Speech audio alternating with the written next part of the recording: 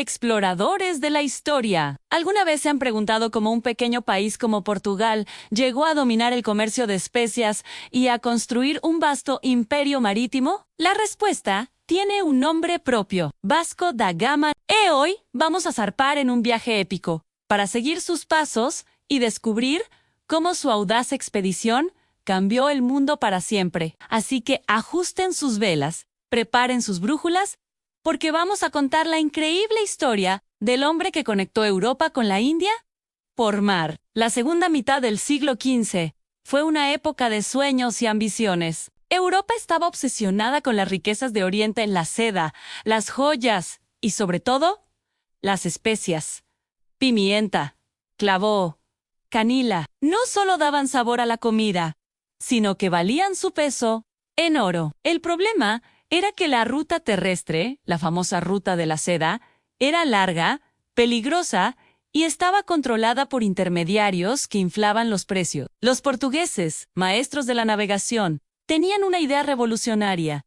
¿Y si en lugar de ir por tierra, rodeaban África para llegar a la India por mar? Hacia varios años, valientes marinos portugueses como Bartolomeu Dias habían ido cartografiando la costa africana, empujando los límites de lo conocido. Díaz fue el primero en doblar el extremo sur de África, al que llamó el Cabo de las Tormentas, aunque luego el rey Juan II lo rebautizó como el Cabo de Buena Esperanza. El camino estaba abierto, pero nadie se había atrevido a continuar el viaje. Hacía falta un líder, alguien con coraje, determinación y quizás un poco de locura. Aquí entra en escena nuestro protagonista. Vasco da Gama no era un explorador cualquiera, provenía de una familia noble, y era un hombre de confianza del rey Manuel y de Portugal. Aunque no tenía tanta experiencia en exploración como otros, poseía algo fundamental: un carácter fuerte y una habilidad de liderazgo incuestionable. En 1497, el rey le encomendó la misión que definiría su vida y la historia de Portugal en comandar una flota para encontrar, de una vez por todas, la ruta marítima a la India. El 8 de julio de 1497, 4 barcos zarparon del puerto de Lisboa. No eran naves cualquiera. Estaban las carracas San Gabriel, comandada por el propio Vasco da Gama, y la San Rafael, bajo el mando de su hermano Paulo. Les acompañaba la carabela Berrio, más ligera y rápida, y un barco de suministros. La tripulación, unos 170 hombres, se enfrentaba a lo desconocido. Dejaban atrás a sus familias, sus hogares, para adentrarse en mares que ningún europeo había navegado completamente. Su objetivo era claro: llegar a Calicut, en la costa de la India, el epicentro del comercio de especias. El viaje fue una odisea. En lugar de seguir la costa africana, como se había hecho hasta entonces, da Gama tomó una decisión audaz. Se adentró en el Atlántico, aprovechando los vientos para hacer un gran arco que lo llevaría directamente al sur de África. Pasaron más de 3 meses en mar abierto, sin ver tierra. Imaginen la tensión, la incertidumbre, la monotonía de ver solo agua día tras día. Las enfermedades, como el escorbuto, comenzaron a hacer estragos entre la tripulación, una terrible dolencia causada por la falta de vitamina C que debilitaba y afectaba a los marineros. Finalmente, tras meses de navegación, llegaron al Cabo de Buena Esperanza. Lo que para Bartolomeu Dias fue el final de su viaje, para Vasco da Gama era solo el comienzo de la etapa más incierta. Ahora navegaban hacia el norte, por la costa este de África, en aguas completamente desconocidas para los europeos. Aquí no solo se enfrentaban al mar, sino también a la compleja red de ciudades comerciales y sultanatos musulmanes que controlaban el comercio en el Océano Índico. Su primera parada importante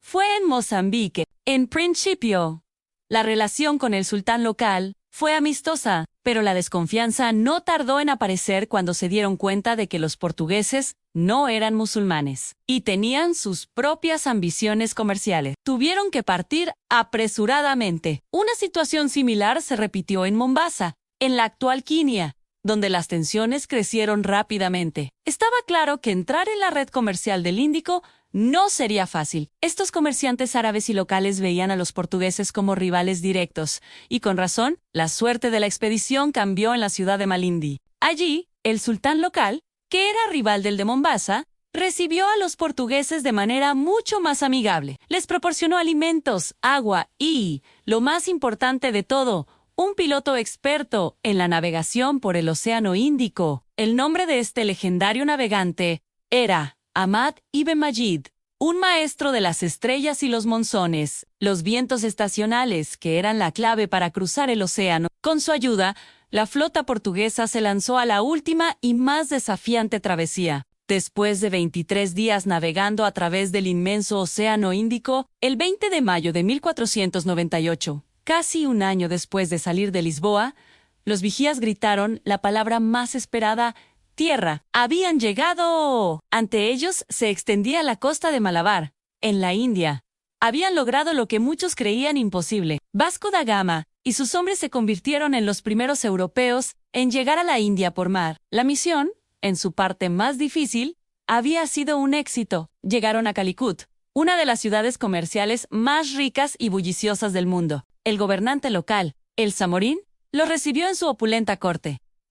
Imaginen el choque cultural. Los portugueses, con sus ropas gastadas por el viaje, presentando regalos modestos como sombreros y aceite, frente a un gobernante rodeado de oro, seda y piedras preciosas. Los comerciantes árabes, que dominaban el mercado de especias en la ciudad, enseguida vieron la amenaza que representaban estos recién llegados y trabajaron para sabotear cualquier acuerdo. Las negociaciones fueron tensas y complicadas. El Zamorín, influenciado por los comerciantes locales, no quedó impresionado por las mercancías que ofrecían los portugueses. No querían lana ni aceite.